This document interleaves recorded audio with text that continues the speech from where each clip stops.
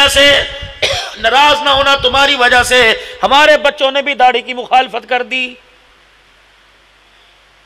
تمہاری بچیوں کی بے پردگی کی وجہ سے ہماری بچیوں نے بھی برقعے کے اوپر انگلی اٹھا دی۔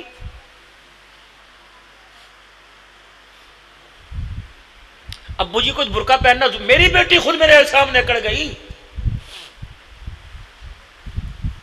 پنجاب کالج میں 11ویں کلاس میں اس نے میڈیکل میں داخلہ لیا، مجھے کہنے لگی پاپا ڈاکٹر بننے کی بہت فیس ہے، ادا کرو گے؟ میں نے کہا میں دن رات کھپوں گا، اللہ کا دین پڑھوں گا، اللہ اس کے صدقے میری روزی کا، تیری ڈاکٹری کا اللہ انتظام کرے گا۔ اگلے دن آئی کہنے لگی بابا برقع لینا ضروری ہے۔ میں نے کہا بیٹی اللہ کی قسم جس دن تیرا برقع اتر گیا تیرے باپ کی پگڑی خود بخود سر سے اتر جائے گی۔ تیرے باپ کو دنیا پیر طریقت رہبر شریعت کہتی ہے، اگر میرے گھر کے اندر شریعت کا مذاق اڑنے لگا تیرا باپ کوٹ اعظم میں جا کے کیا منہ دکھائے گا؟ کسی کی بیٹی بیوٹی پارلر سے آ کے کہتی ہے بابا کیسی لگ رہی ہوں، کسی کی بیٹی مہندی لگا کے کہتی کیسے لگ رہی ہوں، کسی کی بیٹی کسی کا لال جوڑا پہن کے کہتی ہے میں دلہن بنی کیسی لگ رہی ہوں۔ اللہ کی عزت کی قسم اس دن میرا خون پتہ نہیں کتنے سیر بڑھ گیا جب میری بیٹی نقاب کر کے برقع پہن کے آئی۔ میں نے کہنے لگی بابا میں کیسی لگ رہی ہوں؟ میں نے کہا میری چھوڑ کیسی تو لگ رہی نہیں لگ رہی، لیکن اللہ کی قسم جس نے تجھے بندی بنایا اس عرش والے کو تو بہت اچھی لگ رہی ہے۔ تم کیوں برقعے کے کلچر کو عام نہیں کرتے؟ بیٹی کا بڑا ہوا ناخن نظر آ گیا، تمہیں بیٹی کے چہرے پر پاؤں پہ داغ نظر آ گیا، سنت کی خلاف کر رہی ہے۔ سیدہ عائشہ کے پردے کا، حضرت میمونہ ام سلمہ جویریہ کے پردے کا، جو بیٹی اللہ کی قسم وہ مذاق اڑائے اس سے باپ کہنے کا حق چھین لو۔ تم اس کے باپ نہ بنو جس سے سیدہ کا حیا نہ آیا، جس سے سیدہ عائشہ زینب کا حیا نہ آیا۔ وہ باپ تیری داڑھی کا کیسے حیا کرے گی؟ خدا کے واسطے اپنے بچوں کے ساتھ گھر کے اندر بیٹھ کے وقت گزارو تاکہ تمہارے بچوں کو پتہ لگے ہماری عقل بھی اچھی ہے، ہماری نسل بھی اچھی ہے۔ جب تیری میری بیٹی تانا دے کے کہے گی ابو جی آپ بھائی کے ساتھ دکان پہ جا کے کیوں نہیں بیٹھتے، ہر وقت آپ چوک میں بیٹھ کے تاش کھیل رکھتے ہو، تو اللہ کی قسم بچی کی تربیت کرنے کا تیرا منہ میرا منہ باقی نہیں رہ جاتا ہے۔ جہاں بیٹھیں گے بھائی کے گلے کرنے شروع کر دیں گے، جہاں بیٹھیں گے رشتہ داروں کے گلے شروع کر دیں گے۔ اور تیرے چاچے نے پتا نہیں میرے ساتھ تیرے ساتھ کیا، تیرا خون ہے، آج ناراض ہے کل راضی ہو جائے گا، اس کے اندر اگلی نسل کو شامل نہ کر۔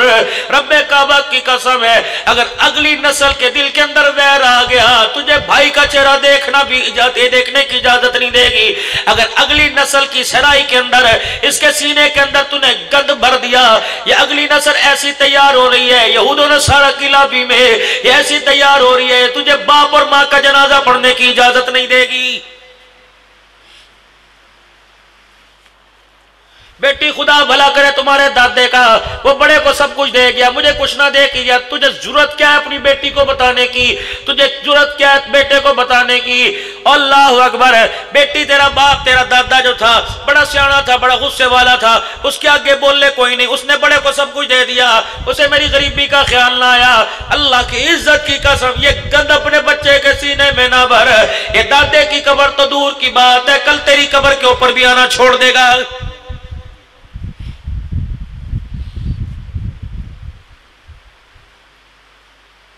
مولی رمضان صاحب عمران صاحب، اللہ نے میرے سے رمضان المبارک کے آخری رمضان المبارک سے پہلے والے ہفتے میں اللہ نے میرے سے ایسا کام کروایا، یقین جانو مجھے اتنی تسلی ہے۔